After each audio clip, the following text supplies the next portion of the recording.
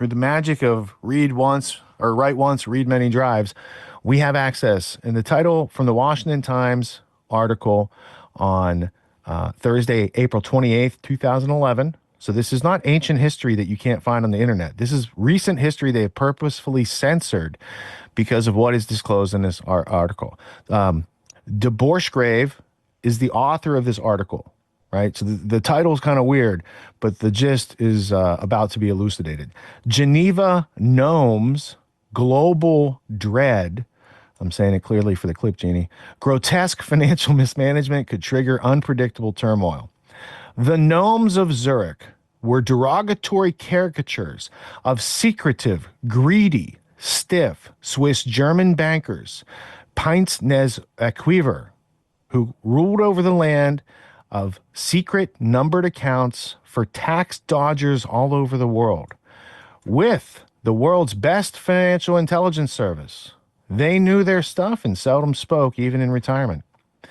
Their Geneva counterparts in French-speaking Switzerland were even more sophisticated and relaxed in the company of global wheeler dealers and weren't afraid to speak their minds, albeit off record.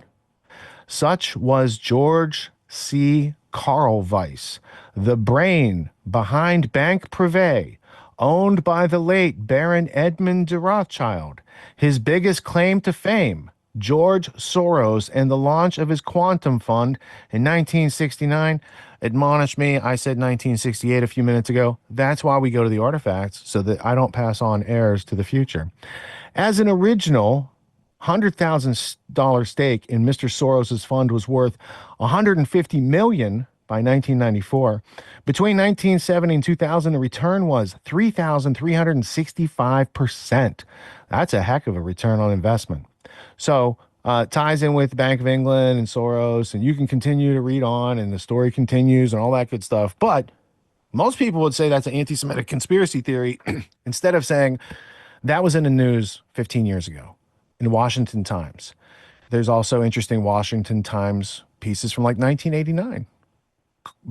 Young boys, prostitutes, took midnight tour of the White House and drew the vice president's bedroom or the president's bedroom, I forget. But they had the credit card receipts on the front page of the Washington Times. That's probably also a little hard for you to find these days. But these artifacts exist, and once you know they exist and you know how to find them, now you have credible evidence and information and artifacts that you can convey that knowledge in a useful way to other people instead of them just saying you're a conspiracy theorist or you hate certain group of people or any of these types of things.